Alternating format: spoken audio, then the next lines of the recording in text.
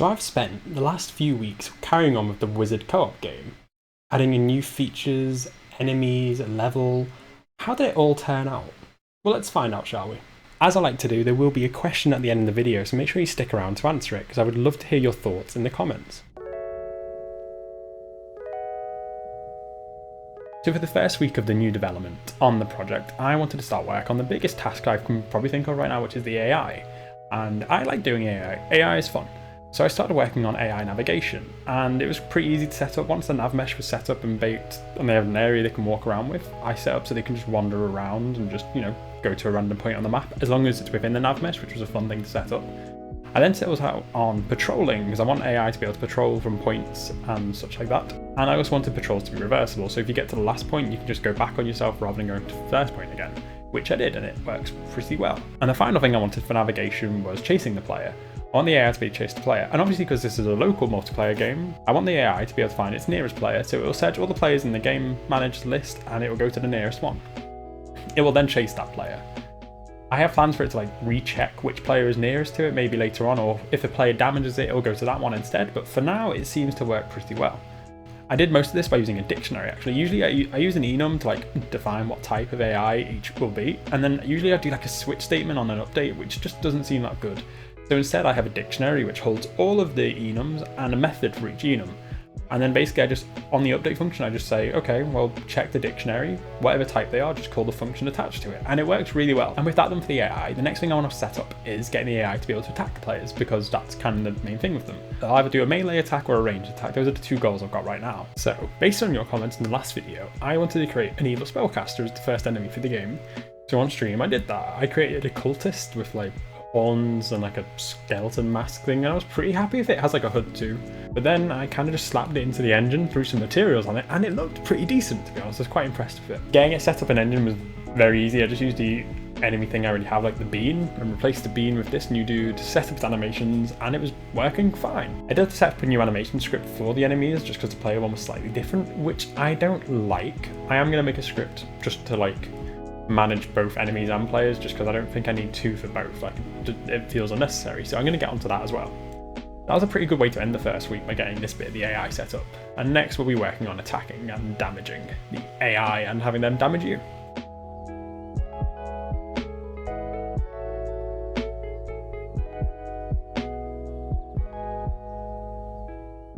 The combat wasn't too hard to start off with. I had planned on doing melee combat to start, but I decided not to because I made this cultist character, so they're going to use spells as well. So all I really did was, I wasn't really that proud of it, but I just kind of took the player's spells controller and basically just copied everything and remade it for the AI to use. And it worked pretty well. If the player's ranged or shoot at the player. There were some issues, and one of the issues was I couldn't get the AI to charge up spells like the player can. And I was fine with that, but I was thinking it could be fun if the AI could do that too, because it's kind of a tell that you're about to get something quite strong being fired at. So after a little work, I got that to be fine. I mean, all it really took was a cooldown, which I was missing, because the AI would just constantly fire at you a lot of spells, which was not good. And obviously for the charging up spells, if you're not charging up strong enough, you just don't fire the spell. So I added a cooldown where basically the AI will wait for as long as the spell's lifetime, and then they'll start firing another spell. And it works fine. The AI will pick a random amount of time to charge it up for, and then do that. So after doing the combat, the thing I wanted next to the AI was sensors and being able to see things, because currently they can't, which is really annoying. I created a collider for the AI, and if you walk into it, it'll go, oh, there's a player, and it will target you.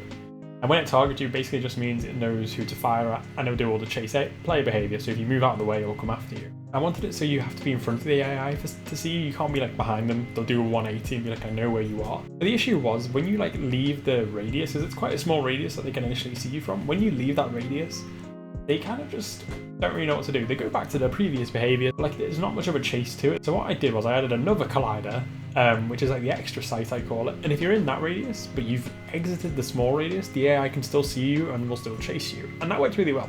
The final thing I added was aggression. I want the AI to target whoever fires at them, because obviously that just makes sense. You don't want them to just carry on walking if they've been shot with a spell. If your spells hit an enemy, they'll be okay, you're over there and coming to chase you, and they'll just start chasing you. And there's a little bit of a cooldown between, so say if you're with a friend, you can't just both fire at an enemy and you'll get confused. It will know, I'm going to target you for a bit first, because you fired at me first, and then after a while, it might change who it targets. So for the final part of this week, I wanted to create the melee system and the final enemy.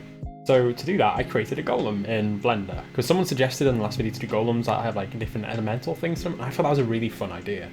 So I did it. The Golem's a little bit taller and like wider than the other characters to make him stand out a little bit more, and he's got longer arms because, you know, he's got a lot of punching to do. I was also playing around with its skeleton, and I had some bones to its like little brow area because I thought that would look quite funny and cool, and when I've been playing with the animations it kind of does. I created some punch animations for it, which is quite a bit of fun to do. It took a little while with some issues I was having, but yeah, the punches were created and I set them all up in Engine with its animations and the animation controller script.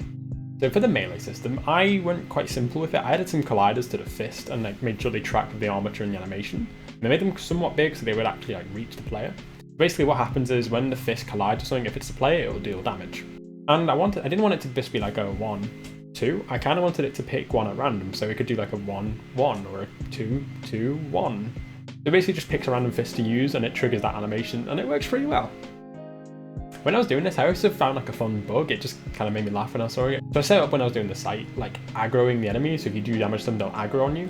But I didn't realize enemies could aggro each other. So I kind of got to like a stalemate between two AIs. One was punching, the other one was using magic, and they just kind of were punching each other for a while, but they couldn't deal damage to each other. So they were just kind of staring at each other, which is quite fun. I did fix that. The main things I got left to do is I want to set up some things what happens when you die rather than just disappearing. I need to set up some more UI for winning and losing, and then I guess it's level design, and we're pretty much ready to go.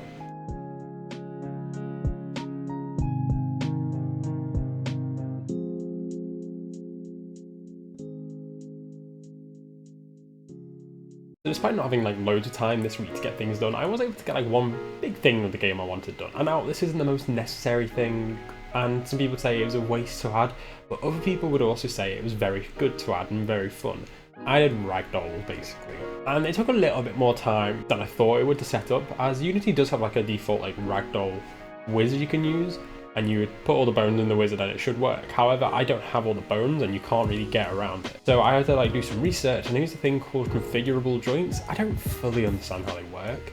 I know what a joint is, I know what a hinge joint is. I imagine I probably could have also used hinge joint to do these, but these configurable joints, once I set them up using this tutorial, which I will link below, they worked. And it worked just how I wanted the Ragdoll to work. Like, so when you die, the enemy dies, you kind of just blow up in a way. By blow up, what I mean is when you die, you kind of just like, all these forces get added to you. I think it's all the colliders hitting each other and they just kind of explode upwards and your Ragdoll flies about a bit.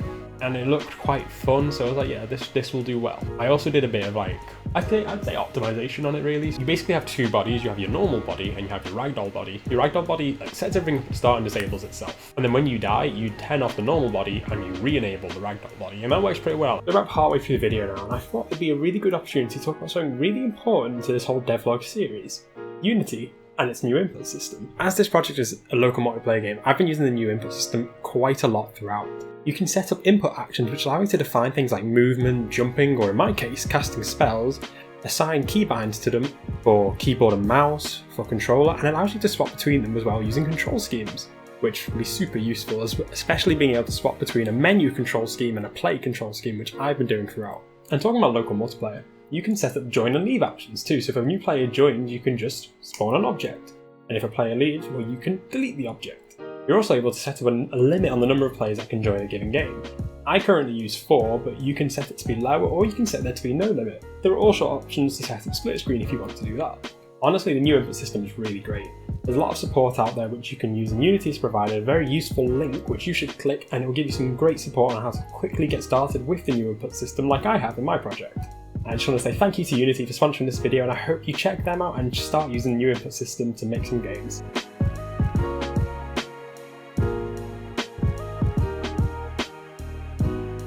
So the game needed a better camera. It had everything else, but the camera was just lacking, being in like a one static position, and it really bothered me. Especially when testing, I just couldn't really do a lot with it. So I used a great tutorial from LAKEY about how to set up like a camera for local co-op in a sort of Smash Bros sort of style.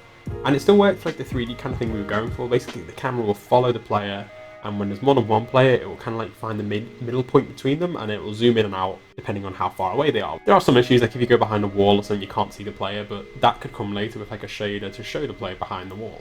So despite the fact I've spoken about this so much, I nearly forgot to add sounds into the game. And as I've said in previous videos, sounds to me can transform a project completely. I may not enjoy making them or adding them, but they do change how a project works, like, completely. So for background music, ideally I'd love to make my own, but currently I'm going to use an asset pack from TKI Muse, who you should check out. And I got this asset pack off them because I won a competition and it fit quite well. There's some tracks which I used for the level, like the player selection screen, and then for the main area, which work pretty nicely. I might need to change the volume, but they work well.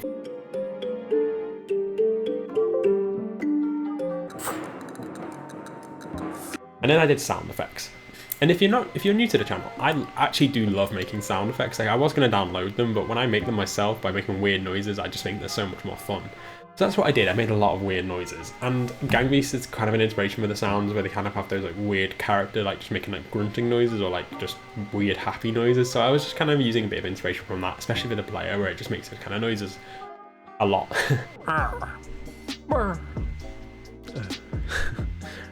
And now, I'm not sure the best way to handle the sounds. I made a sound controller with a special sound class, which has the audio clip to play, a special enum, which like designates what sound it's going to play, so it can be a damage enum, a die enum, attack enum. And in the class as well, it also has like a pitch thing, so you can say if you want the sound to have a randomized pitch, and you can choose the min and max pitch, and it works really well. There probably is a better way to do it, but for now that works pretty well. I had to do level design for the game, obviously, so I thought I'd do that on stream, which was a lot of fun. I did about 2 or 3 streams based on level design, just making models, using some inspiration I saw online for like low poly dungeons, which I really like the look of, and it kind of had that feeling of Overcooked and Gang Beast levels combined, where it's like a small area, but you can still move around, go explore it a little bit, which I really wanted for the game. I did a color UV texturing style as well. Basically, the best way to explain it is like you have an image texture with like a few colors, so I did like 4 in this case. There's a color in each corner basically, and you put the UVs that you want that color into the corners, if that makes sense. And then I set up the world, and I definitely had some issues for some reason. Like, everything was fine how it was in Blender, like they all were in like the right locations, but then when I put it in Unity, they just wouldn't snap how they did in Blender. I think I messed up the origins, and they all probably have a slightly different origin to what they should have, but I can fix that.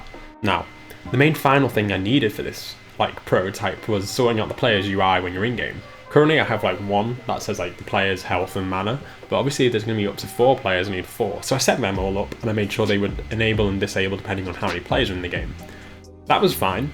The only issue I had then was getting like a little player POV image, because that's what I wanted in the corner for now anyway. So the option I went for, which I probably will change and I'm not a huge fan of it, was basically I put a camera in front of the player and I made it so it would only show anything on the player layer. And it works. I used a render texture and it shows in the corner quite nicely. It's a little bit iffy like with the sizing and such, but it works fine. And with that, this like whole prototype, everything I need to do for the prototype before testing is pretty much done. I suppose the next thing I need to do is actually do some testing with some friends. The question for today's video is, what type of spells would you like to see in the game? Now, the game's quite open in its magic, with its magic being able to do anything really currently, so what would you like to see? Give me some crazy ideas down below in the comments, I would love to see them. With the main prototype finished, the next thing to do was test the game with friends, which I did. But what did they think of the game? For that, you're going to have to wait for the final devlog of the series, which I'm hoping will come out next week or the week after, where I talk about what my friends thought of the game and what I'm going to be doing to the game next.